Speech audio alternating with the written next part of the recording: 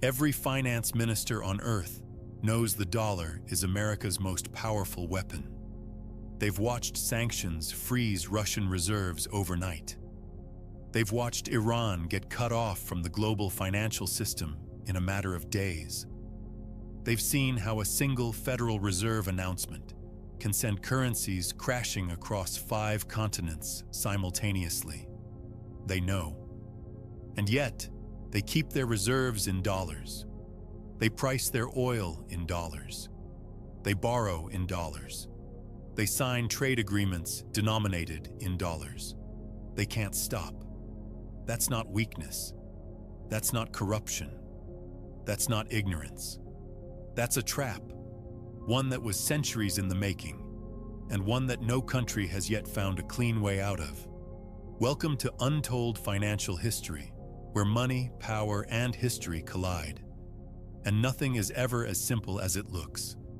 To understand why countries can't escape the dollar today, we need to travel back 5 centuries to a small mountain in the Bolivian highlands that changed the entire world. In 1534, Spanish conquistadors stumbled upon Cerro Rico, the rich mountain near what is now Potosi, Bolivia. What they found was almost incomprehensible in scale. The mountain was loaded with silver, and over the next 2 centuries, Spanish authorities extracted so much of it that Spain minted it into coins called the Real de Ocho, the piece of 8. Pirates buried chests of them. Merchants counted fortunes in them. Empires measured their power by how many they held. But here's what almost nobody talks about. The piece of 8 didn't just circulate in Spain and its colonies. It became the world's first truly global reserve currency. Chinese merchants in Canton demanded it. Ottoman traders in Istanbul settled their accounts in it.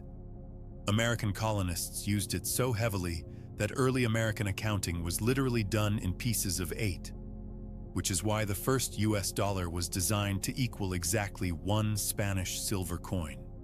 Every nation on earth, whether they admired Spain or despised it, whether they traded with Spain willingly or under protest, held Spanish silver. Because international commerce simply could not function without it. The ships carrying spices from the Moluccas, silk from Hangzhou, cotton from India, all priced and settled in Spanish silver. And when individual nations tried to resist, they were simply bypassed. Portuguese merchants rerouted silver through Macau to circumvent restrictions. English traders smuggled it through Caribbean ports. The Spanish crown didn't need to enforce its monetary dominance militarily. The network enforced it for them. The lesson was already written in the 1500s. Once a currency achieves global dominance, it doesn't need weapons to stay dominant. The network does the work itself. The Spanish Silver Empire didn't fall because a rival conquered it. It fell because Britain did something far more clever than conquest. In the late 1700s, Britain industrialized. And with industrialization came something new. Paper instruments backed by a structured financial system, the Bank of England, and the largest trade network in human history. The British pound didn't replace Spanish silver through warfare. It replaced it through convenience. Merchants discovered that pound-denominated bills of exchange were easier to carry than heavy silver coins. London banks extended credit across oceans. British insurance companies underwrote the risk. By 1850, the pound sterling was the world's reserve currency, not by decree, but by default. Every major commodity, cotton, wheat, coal, rubber, was priced in pounds. And every country that wanted to participate in global trade had to hold pounds. But this created an invisible dependency that most nations didn't fully understand until it was too late. When the British government ran deficits, it exported inflation to every country holding pounds. When the Bank of England raised interest rates, it triggered credit contractions in Buenos Aires, Bombay, and Shanghai simultaneously. Countries that had never elected a single British official were nevertheless governed by British monetary decisions. Notice the pattern. Britain entered the First World War as the world's creditor. It exited as a debtor to the United States. To pay for guns, shells, and soldiers for 4 years of industrialized slaughter, Britain borrowed billions of dollars from American banks. By 1918, the United States held more gold than any nation on Earth. Wall Street had replaced the City of London as the true center of global finance, even if the world wasn't quite ready to admit it. The pound staggered through the 1920s. Britain tried to restore its pre-war gold peg, a decision that economist John Maynard Keynes publicly called an act of madness. It triggered deflation, mass unemployment, and misery across British society. And it still couldn't save sterling's global position. By the time the Second World War ended, Britain was finished as a monetary hegemon. In 1944, delegates from 44 nations gathered at a hotel in Bretton Woods, New Hampshire, to redesign the global financial system from scratch. And it was here, in 3 weeks of negotiations, that the dollar's dominance was formally institutionalized. The architecture was elegant. Every country would peg their currency to the dollar. The dollar alone would be pegged to gold at $35 per ounce. This meant every currency in the world was indirectly backed by American gold. The United States, in turn, promised to convert dollars into gold on demand. Stability, American style. But here's the mechanism that rarely gets explained. Because the dollar was the reserve currency, every other nation needed to accumulate dollars to participate in global trade. To accumulate dollars, they had to sell more to America than they bought. This created a permanent American trade deficit, which counterintuitively was not a weakness. It was the design. America exported dollars. The world exported goods. And as long as everyone trusted the dollar, the system functioned. The trap was being assembled link by link. And in 1971, it snapped shut. President Nixon faced a genuine crisis. America had spent so heavily on the Vietnam War and domestic programs that foreign governments, led by France, began demanding their dollars be converted into gold. The U.S. vault was emptying fast, so Nixon did something unprecedented. He unilaterally ended dollar convertibility to gold. The link was severed. The dollar became backed by nothing but faith and American power. Most analysts predicted this would destroy dollar dominance. It did the opposite. In 1973, Secretary of State Henry Kissinger negotiated a quiet deal with Saudi Arabia. The Saudis would price all oil exclusively in dollars. In return, the United States would provide military guarantees and weapon sales to the Saudi royal family. Within 2 years, OPEC had aligned behind the arrangement. Oil, the commodity every industrial economy on Earth needed to function, could now only be purchased in dollars. Think about what that meant. Finland needed dollars to heat its homes in winter. Japan needed dollars to run its factories. Brazil needed dollars to fuel its buses. Nigeria needed dollars to export its own oil, priced by agreement in a foreign currency. Every nation was locked into a cycle of dollar dependency, not because they chose it, but because the alternative was energy insecurity and economic collapse. But the oil deal was only one layer of the trap. Beneath it ran a stranger, deeper system that almost nobody outside of banking circles understood: the Eurodollar market. When American banks began lending dollars to European businesses in the 1950s and 60s, those dollars circulated outside the United States, beyond the reach of Federal Reserve regulation. They were still dollars, denominated in dollars, settled in dollars, but they existed in an offshore parallel system. London banks began lending these Eurodollars to governments and corporations across Asia, Latin America, and Africa. By the 1980s, the Eurodollar market had grown larger than the entire US domestic banking system. Countries were borrowing from a dollar system that the Federal Reserve didn't fully control. Yet when the Fed raised interest rates sharply in 1981 to crush American inflation, it triggered a debt crisis across 27 countries simultaneously. Mexico defaulted, Argentina defaulted, Nigeria defaulted, Poland defaulted, the Philippines defaulted. These nations hadn't voted for American monetary policy. They hadn't been consulted, but they bore the consequences because their debts were denominated in dollars, and when dollars strengthened, those debts became unpayable overnight. Sound familiar? Think about what happened in 2022.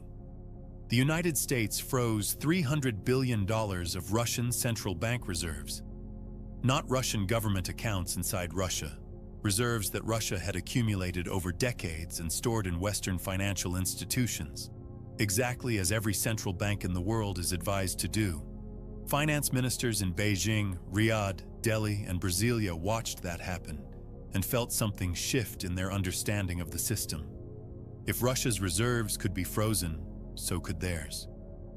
The dollar wasn't just a currency, it was leverage.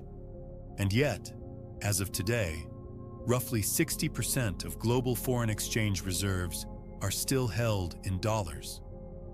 The alternatives remain limited. The euro is structurally fragmented, held together by political compromise rather than financial unity. The Chinese yuan cannot function as a global reserve because Beijing won't allow the free capital flows that reserve currency status requires. Gold doesn't scale to the volume of modern trade. The countries that have tried to escape dollar dependency haven't found freedom.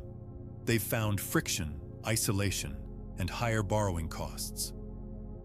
Libya's Muammar Gaddafi spent years trying to build a pan-African gold dinar that would replace the dollar for oil transactions across Africa.